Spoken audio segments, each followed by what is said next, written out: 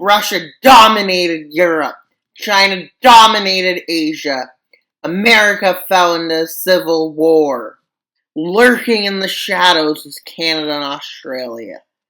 Along the road, there was many betrayals. To find out how this happened, we must go back to 2013. Welcome to today's video. Let's hop back to 2013. And this is 2013, although there may be some border adjustments. Well, the Donbass Rebellion, after an overthrow, also known as European. Anyways. Oh my god, that was wrong. Oops. That's not what I meant to do. And we're leaving the cities on. Yes, I'm leaving cities on. I think there might be some gaps being made behind it, though. But that's not a big deal. Now to the Donbass, which is also when Crimea was taken over. We're in a Donbass crisis. You might be saying, yeah. Well, it becomes a small area of rebellion for a bit. Very small. But this rebellion quickly takes over the city of Donetsk, Luhansk area. As the two Donbass rebellions quickly move in to take over the Donbass. Well, Ukraine was basically powerless to stop it. Well, at this point of this rebellion, the Minsk I agreement. Yeah, let's hop across. With China deciding to invade Taiwan. Yes, big China. All their major cities. And well, they also have to occupy lands they stole from India, yes. And let's get into it. The Taiwan invasion. Nobody does anything. Yes, we're still in the appeasement phase. Just like in World War I. I'm sure they're making a great decision, everyone. And well, with China getting ready to attack Taipei. So they land wherever I would expect. In the south. With their forces moving up north behind Taipei and quickly taking it. With this being its annexation. With Russia very excited from its Donbass rebellions have funded, well, they decided to annex the Donbass region today. And well, yeah, it hasn't even been that long since it had occurred. And Ukraine's shocked, but they're like, this can't get any worse. Sanctions are put on Russia, just sanctions. As you can expect, they only use sanctions because the West is a bit of cowards. And well, Belarus is equally a part of this. They're just not directly involved. With Russia coming out of the south and quickly taking Kherson, Melitopol, and Zaporizhzhia, quickly crossing the Dnieper. Then in the north, they come in, quickly seizing Kharkiv and Sumy. They also quickly move in, within days, seizing Kiev and overthrowing the government. And quickly, by the end of day 3, this is the front line. With them quickly advancing and taking Odessa within hours, which was a very big deal. And while as this is happening, China on the other side of the world goes to Brazil to negotiate with them. They negotiate neutrality. Will this neutrality last? We'll see. Economically, they promise a lot. They promise to help Brazil build a great economy. So yeah. With the Europeans trying to step in and stop the invasion of Ukraine, but yeah, it's day 4. With Lviv being the last target, of them attacking from the north and quickly taking it, with Ukrainian resistance failing to build. And well, shock alert, yes, they annex all of Ukraine. And this is where Belarus officially joins the pact. With Belarus, Russia wanted them to join them, but Belarus doesn't do what Russia wants, sadly. Sad for Russia, I mean. And well, let's set our eyes somewhere else. Yes, the Baltics. You might be saying, what's up with the Baltics? With the Baltic campaign beginning. And they also stir in Finland. Why would they do that if Finland isn't part of NATO? And they end up accidentally attacking Sweden, with Vilnius falling within days, along with Kaunas. And then they move in to quickly take Tallinn. At this point, NATO declares, immediately withdraw, or this is World War III, basically, NATO versus Russia.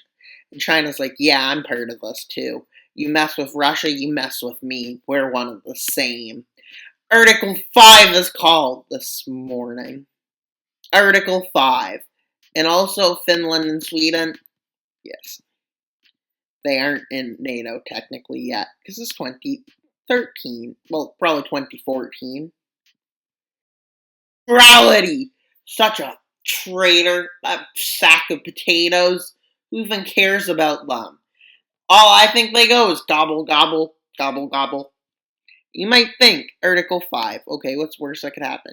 Well, Russia ends up with war against Finland and Sweden. Why? Because they allow NATO to move stuff through. And Iran joins, but Iran isn't joining in the same way. No. Iran joins the war, and they basically go nuts with Arab revolts. You might say, who is this going to affect? Okay, let's get there. What's this radical Islam going to affect?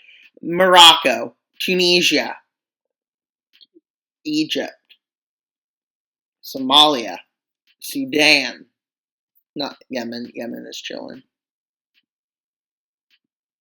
Basically, all the Gulf states are now in the war. They're just not directly fighting the same source. But the the Saudi Revolutionary Guard, yes, this is what their Islamic forces are called, quickly seizing major cities and moving in to capture Riyadh. Quickly, this rebellion does bad. Oman has a rebellion. The UAE has a rebellion, quickly taking Dubai. Doha quickly falls under Islamists. Yes, in Sudan, Islamists rise up in the south. Why? Because well, they want to join the rapid supply forces didn't exist then. Let's stop lying. Egypt, they started in the desert, moved down the Nile, quickly moving into Cairo and other places. In Jordan, they quickly overthrow the nation. Thus, Egypt collapses, Sudan collapses. Yep. What do these Islamists do? Oh yeah, NATO, you should be careful. This isn't a good sign. With these two nations falling, eventually Morocco falls and Tunisia falls. With this, these nations join the Red Team, which gives hope to more nations to join it, such as Algeria. Yes, Algeria, Libya, Iraq. Yemen, finally, the Houthis take over Yemen. Israel, I just gotta be honest, I guess you get revenge for all the war crimes you committed since 1948. You deserve this. Let's be honest. Also, that doesn't mean I support Hamas. Just to be clear. And now, yeah, this world order is screwed.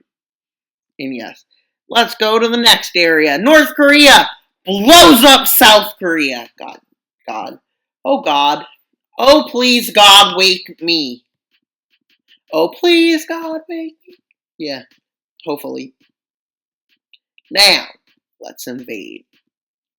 2%, and yeah. Rapidly, they invade. Then they stall out. They don't even get the Seoul. And then China steps in and says, you need to at least take Seoul before you can struggle. With South Korea falling. This sets the Asian front into action. Japan joins.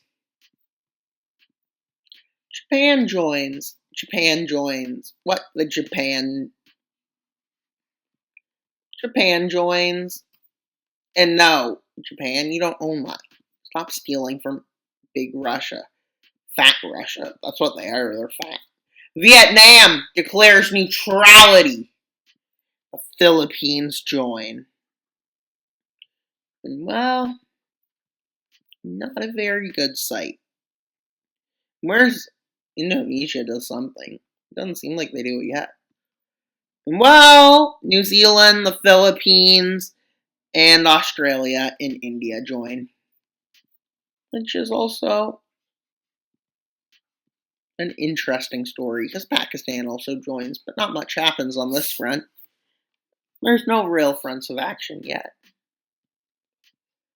Oddly, not much happens on the front. Yeah, nothing really happens here. Pakistan goes to war with India. They both arm their borders, but nothing really happens here. It's weird. Almost suspicious. And well, let's go to Argentina. With Argentina blowing up the South American front by going to war with the Brits. Yes, the Brits. Article 5 is called on Argentina, but at this point you can see the world order is already overthrown. NATO, you're too late. But we just got one thing before we go to do. With the Falklands, yeah. A Falkland invasion with the Falkland Islands collapsing into Argentinian rightful hands. Yes, that's a bit of a taking away order way. Well, Bosnia blows up into civil war. Yes. You might say, so it's going to happen. Basically, the Serbs are back. Doing stuff they really have no right in doing. But this rebellion causing, yep. And while at the same time, Serbia and Montenegro do stuff, quickly an invasion of this nation happens, with Northern Macedonia preemptively entering. And well,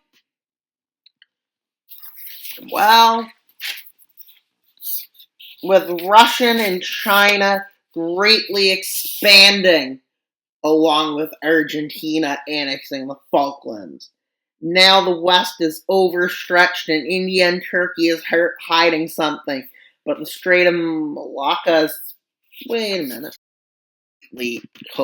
Indonesia does great things. You might be asking me, what do they do? I forgot to do it. The great thing they do? Well, they annex stuff. Everybody loves a nation annexing stuff.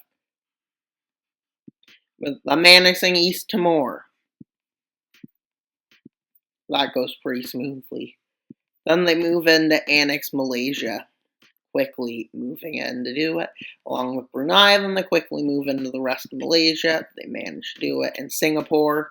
And then they move into Papua New Guinea, managing to annex it. And thus they join the powers. And now the Strait of Malacca has been officially secured. Well, let's just annex stuff. Annex. Not going to annex that. Well, they do. Just give me a second. With this, Strait of Malacca has 100% been secured, and the Americans are struggling. And a traitor lurks in the world. Whom are they? Just make a guess. What looks suspicious on this map?